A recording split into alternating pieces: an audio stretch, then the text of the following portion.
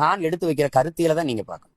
எங்களுக்கு ஒரு கோட்பாடு இருக்கு. தாயை பழித்தவனை யார் தடுத்தாலும் விடாதே, தமிழை பழித்தவனை தாயே தடுத்தாலும் விடாதேன்னு எங்க தாத்தா புரட்சி பாவலர் பாவேந்தன் பாடுறார். அதுல பெரியார் என்ன, எங்களுக்கு வரியார் என்ன, சிறியார் என்ன? என் மொழியை சனியன் விட்டு ஒளின்னு சொல்ல நீங்க யாரு? நீங்க யாரு?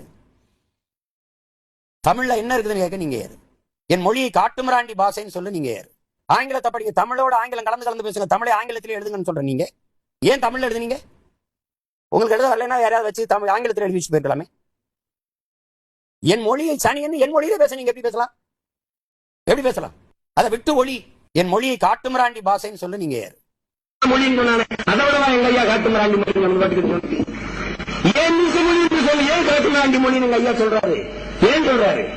இந்த புராண புலிகளை இருந்து இந்த மொழி பிரிக்க முடியலையேங்கிற வேதனை அதே தலைவன் தான் சொல்றான். ஒருவர் முழுமையான தமிழ் பற்றாளராக, தமிழை விரும்புவராக இருப்பார்கள், ஆனால் நான் காலங்காலமாக அவருக்கு அடிமையாக இருப்பேன் சொல்றேன். அதே தலைவர் தான் சொல்றாரு. இதை நீங்க சொல்லு.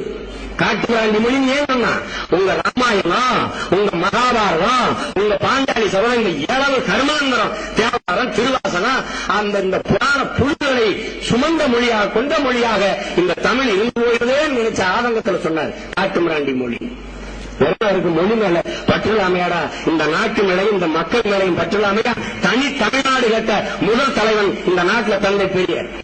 உங்களுக்கு தெரிவிக்கிறேன், பிறந்த அவர்கள் பூர்வீக குடி, அவர்கள் பாட்டு தாத்தா பிறந்த மண் கர்நாடக எல்லைப் பகுதியில் இருக்கு இன்னைக்கு.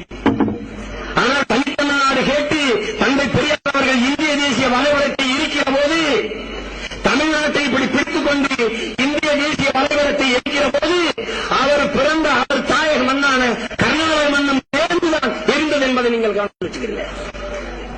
தந்தை பெரியாரு தமிழகத்தின் துறை யாரு? இத்தனாயிரம் ஆண்டுகளாக எங்கள் இனத்திற்கு துரோகம் செய்கிற மொத்த புத்தகம் எடுத்த துரோகிகள் நீங்க தான். நீங்க இமயவரை பரவி இருந்த ஒரு தேசிய இனம் இன்னைக்கு மலையாளிகளாகவும் கன்னடர்களாகவும் தெலுங்கர்களாகவும் பிரிந்து போனதற்கு காரணமே பார்ப்பனிய ஆரிய மொழியான சமஸ்கிருதம் தான். உங்கள் தாய்மொழி சமஸ்கிருதத்தோடு எங்கள் தமிழ் கலந்து பேசியதால் வந்த விளைவு தீர்வு இன்னைக்கு